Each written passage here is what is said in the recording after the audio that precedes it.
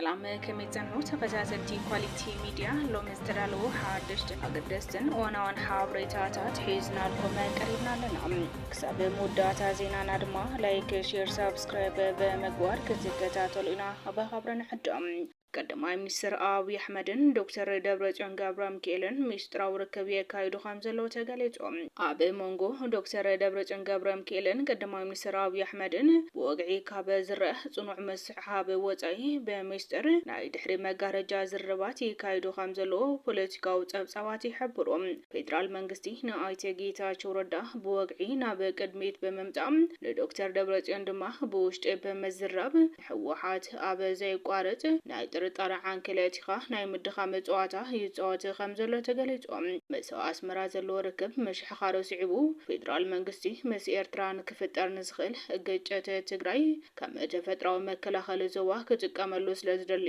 ናይ ዶክተር ደብረጽዮን ዕጡቕ ሓይሊ ሙሉእ ንኽጠፍእ ከም ዘይደልዮ ተገሊጾም ከንፊ ዶክተር ደብረጽዮን ገብረሚካኤል በሓይሊ ነቲ ክልል ተቆጻጺሩ መስ ፌደራል መንግስቲ ኣብ ከቢድ መስሓሓብን ወጥረን ከም ዝርከብ ድማ ዝፍለጥ እዮም ይኹን እምበር እዚ በወግዕ ዝረአ ዘሎ ጽኑዕ ጽልኢ ከም ዘሎ ኮይኑ ዶክተር ደብረጽዮንን ቀዳማይ ሚኒስትር አብይ አሕመድን በሚስጥር የዘራረቡ ወይ ሓቢሮም ይሰርሑ ከም ዘሎ ኣብዚ ሰሙን በሰፊሑ ይወረሎም ቀዳማይ ሚኒስትር አብይ አሕመድን ዶክተር ደብረጽዮንን ሚስጥራውያን ፈተውት እዮም ንበባል እኳ እንተ ዘይተደፈረም ኪናት ዳግማይ ንኸይውላዕ ኩነታት ንመዝሓል ወይ ድማ ደማው ግጭታት ንምውጋድ ተባሂሉ ስሩዕ ዘይኮይኑ መስመራት ርክብ ክፍተታት ኮይኖም ከም ዘሎ ተሓቢሮም ፌደራል መንግስቲ ናይቲ ጌታቸው ረዳ ናብ ማእኸል አምጪኡ ስልጣን እኳ እንትሃቦ ኣብ ትግራይ ዘሎ ሓቀኛ ዕጥቅን ፖለቲካን ሓይሊ ዝቆጻጸሮ ዘሎ ክንፊ ዶክተር ደብረጽዮን ስለዝኾነ ፌደራል መንግስቲ መስቲ ሓይሊ ድሕረ መጋረጃ የዘራረብ ከም ዘሎ ተገሊጾም እዚ ሚስጥራዊ ርክብ እዚ ንፌደራል መንግስቲ ነቲ ከፋፊልካ ምግዛእ ዝብሎ ስትራቴጂኡ ንምትግባር ኣዝዩ ጠቃሚ ምዃኑ ድማ ተሓቢሩ እዩ ናይቲ ጌታቸው ረዳ ብወግዒ ብምቕራብ ዶክተር ደብረጽዮን ድማ በድሕሪት በመዝረብ ንሕወሓት ኣብ ዘይቋረጽ ናይ ጥርጣረን ውድድርን ዓንኬል ኣቲኻ ኣዳኺምካ ንመጽናሕ ዓሊሙ ይሰርሕ ከም ዘሎ ድማ ተገሊጹ ኣብዚ ኩነታት እዚ ፌደራል መንግስቲ ምስ ኤርትራ ንክፍጠር ዝኽእል ዝኾነ ይኹን ዘይተሓሰበ ግጭት ትግራይ ከም ተፈጥራዊ መከላኸሊ ዞባ ኮይና ከተገልግል ከም ዝደሊ በዶክተር ደብረጽዮን ዝምራሕ ዕጡቕ ሓይሊ ድማ ሙሉእ ንኽጠፍእ ከም ዘይደሊ ተገሊጾም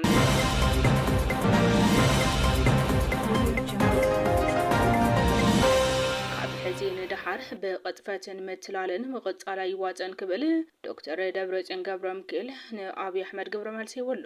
አሞንጎ ህዝብታት ቂምን ዘይምትእማንን በመፍጣን ስልጣን እንምንዋሕ ዝግበሩ ጻሕርታት ፈሽሎም እዮም ተባሂሎም ህዝብታት አምሓራን ትግራይን በታሪክን ባህልን ዝተኣሳሰሩ ምዃኖም በመጥቃስ ዝኾነ ናይ ከፋፊልኻ ውዲት nazርከበ ከም ዘይበታትኑ እቲ ፕሬዝዳንት ገሊጾም ፕሬዝዳንት ትግራይ ኣብ ዘመሓላልፎ መልእኽቲ አሞንጎ ህዝብታት ግጭትን ዘይምትእማንን መፍጣር ከም ቁልፊ ፖለቲካዊ መሳርሒ በመጥቃም ኣብ ስልጣን ንምጽናሕ ዝተጉሁ ዘሎ ኣካላት ኣብ ዝሓለፉ ዓመታት ንህዝብ አምሓራን ትግራይን ዘይቋረጽ ግጭትን ቂምን ንምእታው ዘይፈንቀልዎ እምኒ ከም ዘይነበረ ገሊጾም ይኹን እምበር እዞም ብባህልን ታሪክን ዝተኣሳሰሩ ኣሕዋት ህዝብታት ኩሉ ዝተሓላለኸ ናይ ከፋፈልቲ ውዲታትን ሴራን በመፍሻል ሕውነታዊ ርክቦም ኣቐፂሎም እዮም ክብል ተዛሪቦም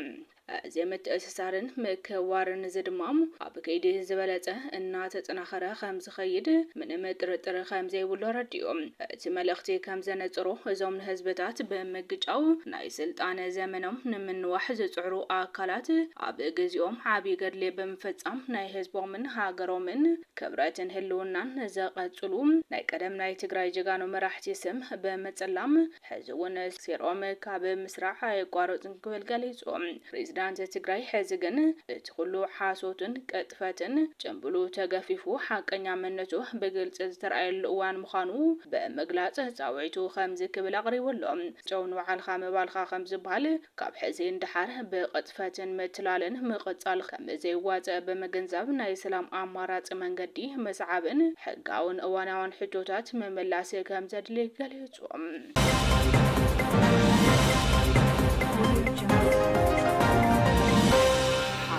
አየር ኢትዮጵያ በተጠንቀቀ ከም ዘሎ ተገሊጾም ሓይሊ ኣየር ኢትዮጵያ ኣብ ዝኾነ ይኹን ኩነታት ንኢትዮጵያ ናይ ምክልኻል ዓቕሚ ከም ዝሃነጾም ኣብ ምሉእ ድልውነት ከም ዘሎ ሌተናል ጀነራል ይልማ መርዳሳ ተዛሪቦም። ዋና ኣዛዚ ሓይሊ ኣየር ኢፌድሪ ሌተናል ጀነራል ይልማ መርዳሳ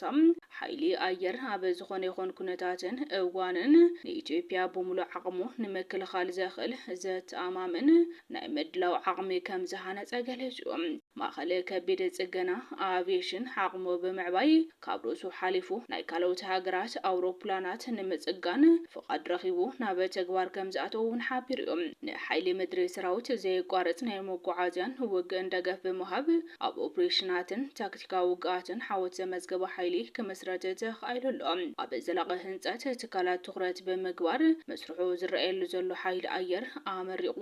ውጽኢቱ ከመዝግብ ክኢሉ እዩ ክብል ድማ እቲ ጀነራል ተዛሪቡሎ።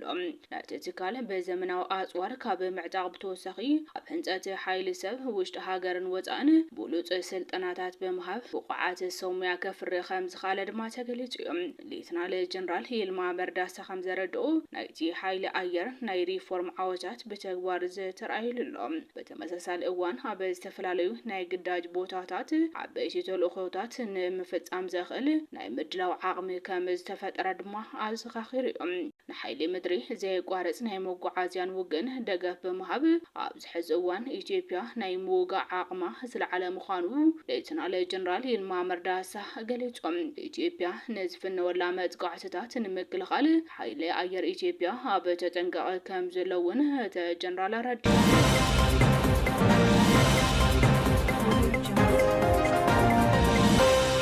ፍርዲ ሱዳን ኣብ ልዕሊ መራሕቲ ሓይልታት ቅልጡፍ ደገፍ RSF ኣብ ዘይሃለውሉ ናይ ሞት ፍርዲ በይኖም። ብመሰረት ዝተረኸበ ሓበሬታ ቤት ፍርዲ ፀረ ግብረ ራዕዲ ሱዳን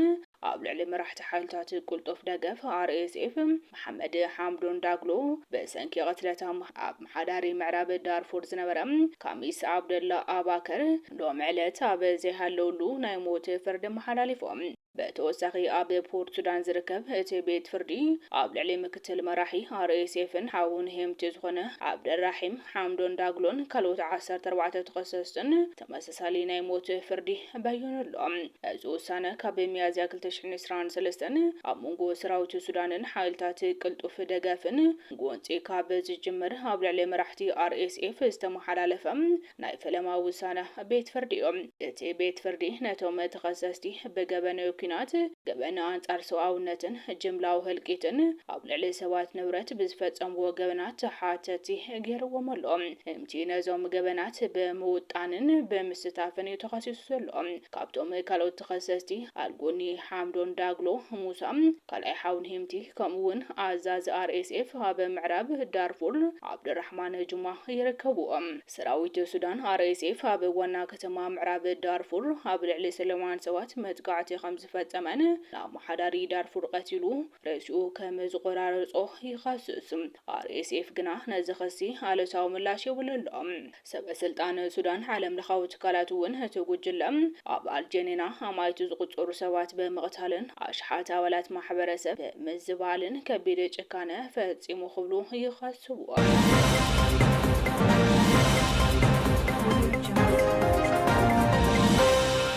ሱዳን ማዓስከር ኦብራክማን ዝርከቡ ስደተኛታት ተጋሩ ብጣዕሚ ከፊዎም ከም ዘሎን እዚ 2 ወርሒ መናእሰይ ፍቅዶ በረኻ ተበታቲኖም እናተኣረዩ ይእሰሩን ይገፈፉን ከም ዘለው ዝበፅሐና ሓበሬታ ይረድኦም። ካብኣቶም ድማ ብዙሓት ኣበይ ከም ዝሰወርዎምን ድሃዮም ዘይፍለጡ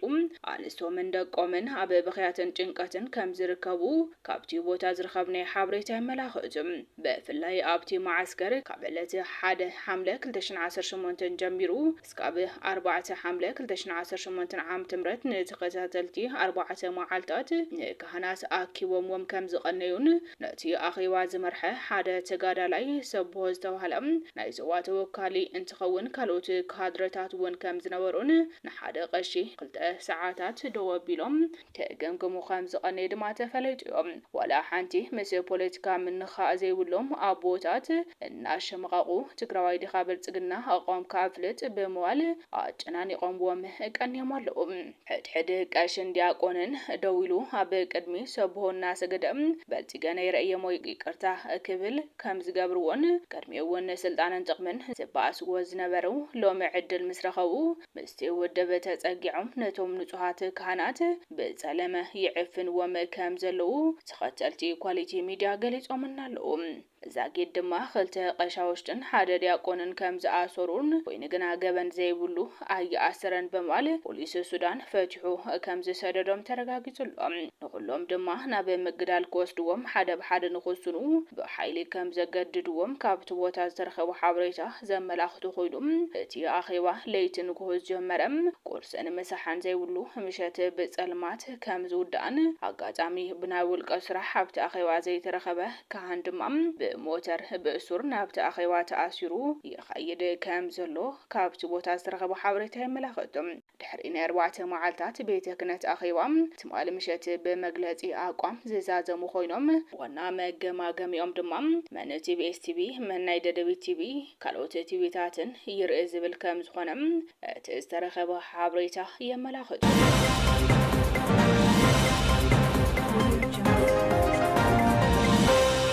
ዳታ ውድብ ሕወሓት ተቃሊስካ ካብ ምዕዋት ወጻኢ ኣማራጺ የለን ክብል ገሊጾም ሕወሓት በዘውጾ ሰሙናዊ መግለጺ መንግስቲ ፌደራል መናእሰይ ትግራይ በመትላል ካብ ዓዶም ንኽወጹ በምግባር ንወታደራዊ ዕስክርናን ጅምላ ማእሰርትን ንምቅላዕ ዝተዋደደ ወፍሪ የካይድ ከም ዘሎ ብምኽሳስ መጠንቀቕታ መሓላሊፉሎም እቲ መግለጺ ኣብዚ ሕዚ እዋን ኣብ ትግራይ ዘሎ ሰብኣዊ ኩነታት ኣዝዩ ኣሰካፎ ምዃኑ ብምግላጽ ህዝቢ ትግራይ ኣብ ትሕቲ ከቢድ ዕፅዋን ክባን ኮይኑ ንሻድሻይ ክረምቲ በጥሜትን ሕማምን ኣብ መዕቆብታት ይሃለቐ ከም ዘሎ ጠቂሶም እቲ መግለጺ ሕወሓት ንቀዳማይ ሚኒስትር ኣብይ ኣሕመድ ጆኖሳይደር ውልቀ መላኽ በመዋል ዝኸሰሰ ክኸውን ከሎም ንህዝቢ ትግራይ ከም ህዝቢ ንምጥፋእ ዝሓዙ ስሩዕ ውጥን ብዕፅዋን ወታደራዊ ምቅርራብን ኣሓይሉ ይቕጽለሉ ከም ዘሎ ገሊጾም ስርዓት ብልጽግና ንህዝቢ ትግራይ ንምብታን ዝተወሰኑ ጸላማትን ከዳዓትን ተጋሩ በመጥቃም መናእሰያት ትግራይ ካብ ዓዶም ብምውጻእ ናብ ኣዲስ ኣበባን ካልኦት ከባቢታትን ክኸዱ ዘታልል ወፍሪ የካይደሎ ክብል ድማ ወሲኹ ከሲሱ እዮም ካብ ትግራይ ዝወጹ መናእሰያት ሽሞም ብትካላት ጸጥታ ስርዓት ተታሒዙ ገሊኦም ናብ ሰራዊት ኢትዮጵያ ተገዲዶም ንኽጽምበሩን ኣብ ዝተፈላለዩ ግንባራት ንኽጠፉ ይግበረሎም እቶም ዝተረፉ ድማ ኣብ መዓስከራት መዳጎን ማእኸላት ተዓጽዮም ብሕማምን ወልፍን ክሃልቁ ይግበረሎ ክብል ይኸስሱ ሕወሓት ኣብ መግለጺኡ በዝተፈላለዩ ምኽንያት ታሊሎም ዝወጹ መናእሰያት ዳይማ ሰርትን ሞትን ቅድመ ምዃኖም ብህጹጽ ናብ ዓዶም ክምለሱ ጻውዒት ኣቕሪቡሎም ጸላኢ ስርዓት ብልጽግና ንምዃን ትግራዋይ ማንነት ምህላው ጥራሕ እኹል ዝበለ እቲ መግለጺ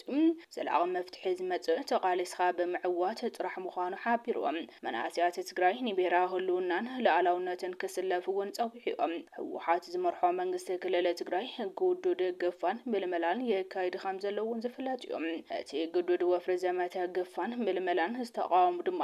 በቲ ዝወፀ ዘይፍትሓውን ዘይርትዓውን ሓድሽ ኣዋጅ የሳቕን ይኣስረን ከም ዘለዎ ምሁራት ተንተንቲ ፖለቲካ ክልል ይገልጹ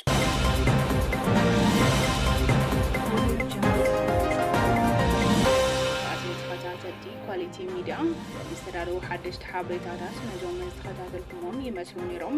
ሰናይ ምክትታልኩም ድማ ኣዝና ኢና ነመስገን ሰላም